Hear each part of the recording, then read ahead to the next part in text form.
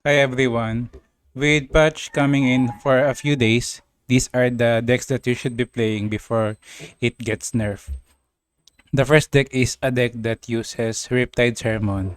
So this deck includes Plunder. You should be playing Plunder because in a few days Riptide Sermon will get nerfed and Plunder is a little bit uh, good right now with a lot of play rate. 7.36% of people are playing Plunder. So you should also try this one before this gets nerfed. You should also try using Misfortune Twisted Fate or Pirates because Riptide Sermon in this deck will get hit. As well as Decimate, these two cards are the two important pillars of this deck. And if this gets nerfed, probably this will be the last season that we are going to play decks that has Decimate because Decimate will be nerfed to oblivion, probably. And this will be the time for a new era wherein Decimate will no longer be good. Next up, we have Sine Thousand Tailed and Mark of the Storm. So you should play this deck right now before it gets hit by a nerf. I don't know what will be the hit to Mark of the Storm, but if it will be reverted, that's a little bit odd because they buffed it in the first place. After the patch, this will get hit, so I don't think this deck will be played anymore after the nerf. Next we have Hate Spike and Viego. So this is Viego Evelynn. Viego Evelynn is a deck that you should be playing before it gets hit because of the possible nerf to Viego and Hate Spike. Hate Spike is a little bit too strong for his own good, and I think reverting it or putting a lot of changes to it can be good for the game. And Viego has been very strong since Viego has been printed in the game. He has been sitting at tier 2 or tier 1 deck. So it should be the time for Viego to rest in to rest and uh time for new champions to emerge in the game.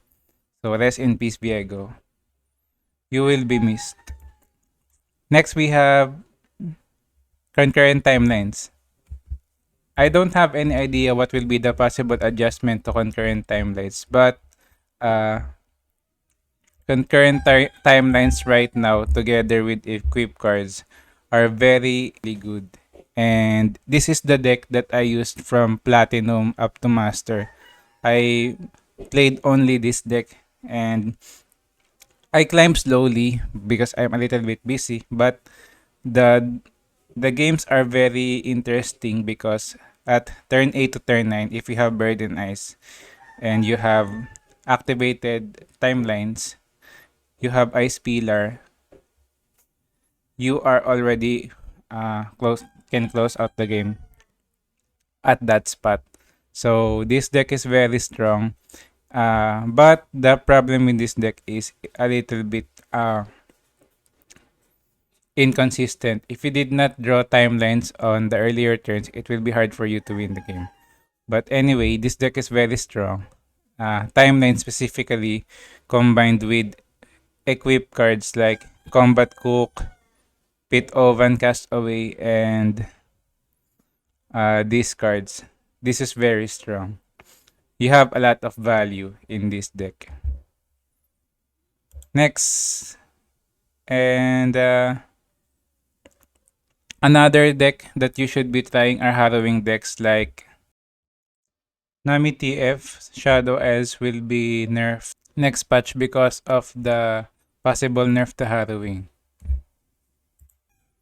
Another similar deck to Nami Twisted Fate in terms of their top end card is Katarina Edis Gwen, Harrowing will be nerfed next patch, and this is the perfect time to play this deck.